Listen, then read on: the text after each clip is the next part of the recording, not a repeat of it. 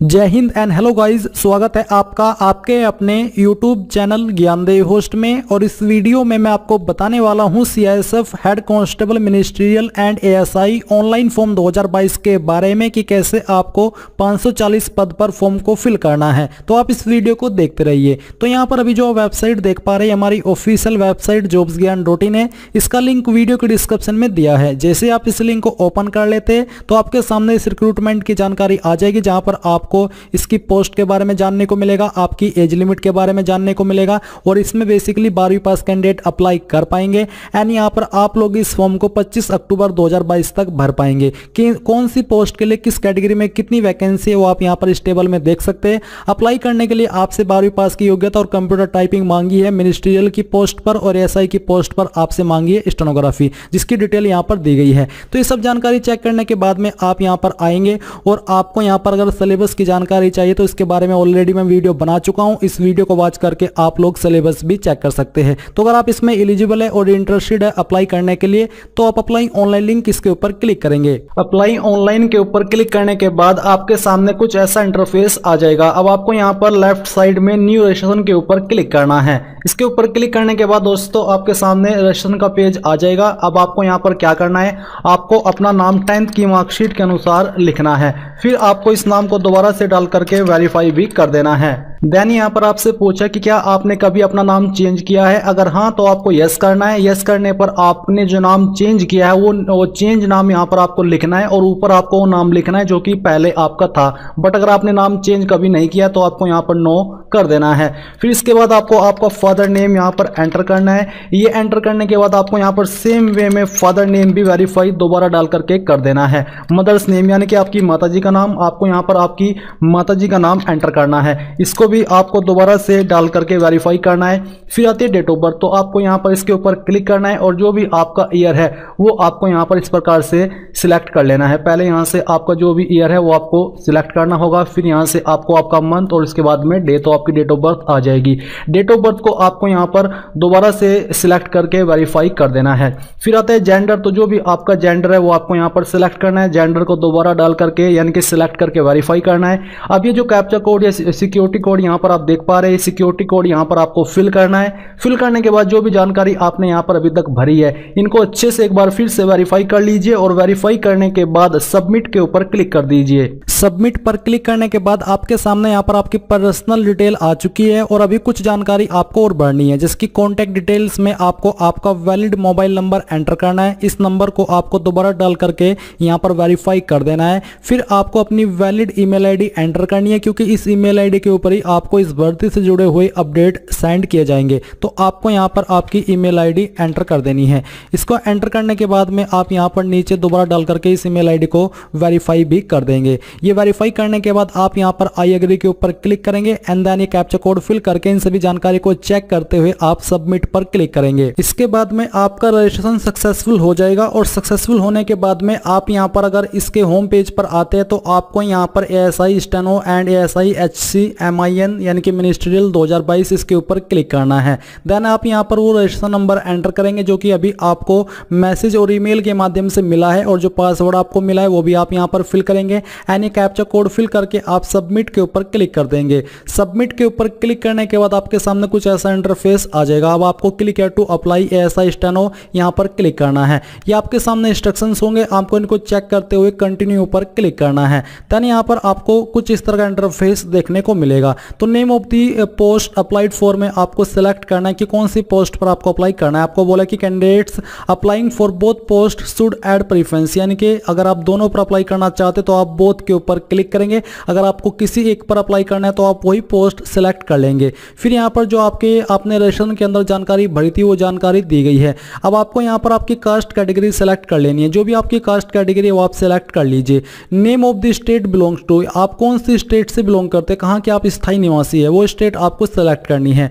Gender आपका यहाँ पर दिया गया है नेशनलिटी आपकी इंडियन रहेगी। फिर आपसे पूछा कि एजुकेशनल क्वालिफिकेशन मिनिमम इसमें 12वीं मांगी है और आपको एलिजिबिलिटी के अंदर इसके बारे में जानकारी दी है। तो आपको बोला है कि if any person complete 12th in civil then no need to apply for army education, यानी कि अगर आपने साधारण वे में जो आपकी 12वीं आपने की है तो आप यहाँ पर सिविल सिलेक्ट कर लीजिए। इसके बाद आपका रिलीजन क्या है वो आपको सिलेक्ट कर लेना है।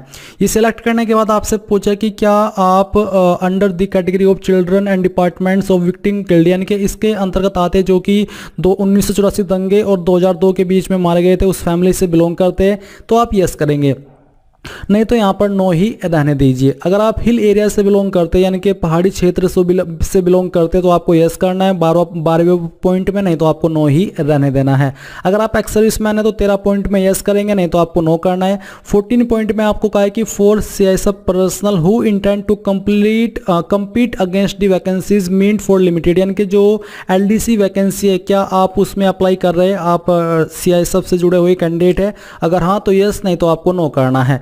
15 पॉइंट है कि whether you are an employee of government department public sector, अगर हाँ तो यस, नहीं तो यहाँ पर भी आपको नो करना होगा। डेट ऑफ बर्थ आपकी यहाँ पर दी गई जो कि आपने अभी रजिस्ट्रेशन के वक्त में भरी थी। फिर है विजिबल आइडेंटिफिकेशन मार्क, आपकी बॉडी के ऊपर वो निशान जिससे आपकी शरीर की पहचान होती है। तो अगर आपकी बॉडी के ऊपर कोई परमानेंट मार्क है तो आप यहाँ पर लिख दीजिए, नहीं तो आप यहाँ पर नो मार्क भी लिख सकते हैं। तो आपको दो विकल्प दिए, अगर कोई मार्क है तो लिख दीजिए, सेकंड में आप यहाँ पर नो मार्क लिख दीजिएगा अगर सिर्फ आपकी बॉडी के ऊपर कोई एक ही परमानेंट मार्क है।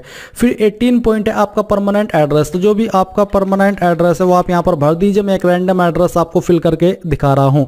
स्टेट यहाँ से आपको आपकी सिलेक्ट कर लेनी है, उस स्टेट के अंदर आपकी कौन सी डिस्ट्रिक्ट है वो आपको सिलेक्ट करनी है और पिन कोड आपको यहाँ पर अपना एंटर कर देना है। फिर अगर आपका प्रेजेंट और परमानेंट एड्रेस यानी कि कोरेस्पोंडेंस एड्रेस सेम है तो आप यहाँ पर टिक कर देंगे। देन यहाँ पर आपको जानकारी वेरीफाई करनी है। फिर आता है 22 point medium opted for skill test type या फिर टाइपिंग टेस्ट, तो कौन से मीडियम में आप ये देना चाहते हैं, इंग्लिश या हिंदी, वो आपको सेलेक्ट कर लेना है। टाइप ऑफ आईडी कार्ड, कोई एक आईडी आपको यहाँ पर सेलेक्ट कर लेनी है, जो भी आईडी आपने सेलेक्ट की है उसका नंबर आपको दे देना है। इसके बाद 24 पॉइंट है कि whether the date printed on the photograph taken, यानी कि फोटोग्राफ के ऊपर आपकी डेट है, अगर हाँ तो यस, नहीं तो आपको नो करना है। अगर आप यस करते तो इसका मतलब है कि जो आपका फोटोग्राफ है उसके ऊपर आपने डेट लिखी है कि किस डेट में आपने इस फोटो को लिया है। Have you ever been convicted by any court, क्या आपके ऊपर कोई केस चल रहा है, कोई किसी केस में आप दोषी पाए गए हो, अगर हाँ तो यस करें, नहीं तो आपको नो करना है। Have you ever been dismissed from any service under the central state government, अगर हाँ तो यस, नहीं तो यहाँ पर भी आपको नो करना है। Have your service ever been terminated, यानी कि किसी सर्विस में आप रहे हो गवर्नमेंट में और आपको टर्मिनेट किया गया हो, अगर हाँ तो यस, नहीं तो नो करना है।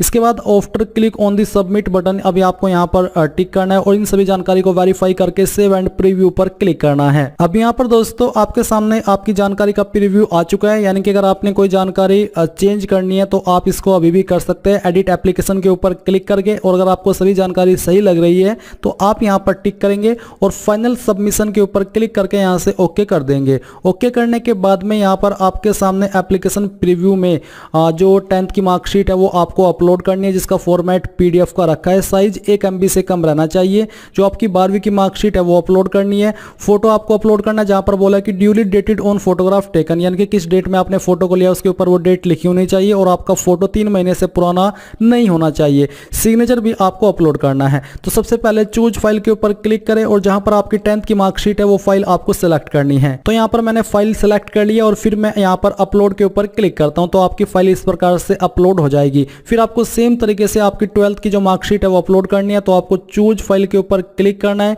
और जहां पर भी आपकी फाइल है सेम वे में आपको सिलेक्ट कर लेनी है, जिसका फॉर्मेट मैंने आपको बताया कि PDF में रहना चाहिए, और फिर आप अपलोड के ऊपर क्लिक करेंगे तो आपकी ये फाइल भी यहाँ पर अपलोड हो जाएगी। अब आता है आपका फोटो, जिसके ऊपर जैसे कि मैंने कहा कि डेट भी लिखी होनी चाहिए, जैसे कि यहाँ पर भी आपको मेंशन किया है। तो आप चूज फाइल के ऊपर क्लिक करेंगे और जहाँ पर भी आपका फोटो है जिसके ऊपर डेट लिखी है वो फोटो आप लोग यहाँ से इस प्रकार से सिलेक्ट कर लेंगे और फिर इसको ओपन कर देंगे। ओपन करने के बाद आप यहाँ पर अपलोड के ऊपर क्लिक करेंगे तो आपका फोटो यहाँ पर अपलोड होकर के आ जाएगा। और फिर यहाँ पर आप सेम वे में आपका सिग्नेचर अपलोड करेंगे। तो आपको चूज फाइल के ऊपर क्लिक करना है और जहाँ पर भी आपका सिग्नेचर है वो आपको सेलेक्ट करके ओपन कर लेना है। तो यहाँ पर गाइज ये सभी डॉक्यूमेंट अपलोड हो चुके हैं और अगर आप इनको व्यू करके चेक करना चाहते तो आप व्यू फाइल के ऊपर क्लिक करके चेक कर सकते हैं, नहीं तो आपको यहाँ पर सेव एंड कंटिन्यू के ऊपर क्लिक करके ओके कर देना है। अब ओके करने के बाद में यहाँ पर दोस्तों आपको पेमेंट के पेज पर ट्रांसफर किया जाएगा। अगर आप इस फॉर्म को जनरल ओबीसी से भर रहे हैं तो आपको 100 रुपये फीस पे करनी है और फी पे करने के बाद ही आप यहां पर अपने फॉर्म का फाइनल प्रिंट आउट ले पाएंगे। बट यहां पर मैंने SC/ST से भरा है और इनके लिए कोई फीस नहीं है, इसलिए यहां पर डायरेक्टली प्रिंट एप्लीकेशन का जो लिंक है वो आ गया है। तो आप देख लीजिए आपके सामने इस प्रकार से आ जाएगा। अब आप यहां पर इसको प्रिंट कर लीजिए प्रिंट के ऊपर क्लिक करके, और इस प्रकार से आप लोग CISF head constable ministerial and ASI steno online form 2022 को भर पाएंगे। आई होप ये प्रोसेस आपको पसंद आया होगा। So thanks for watching. जय हिंद।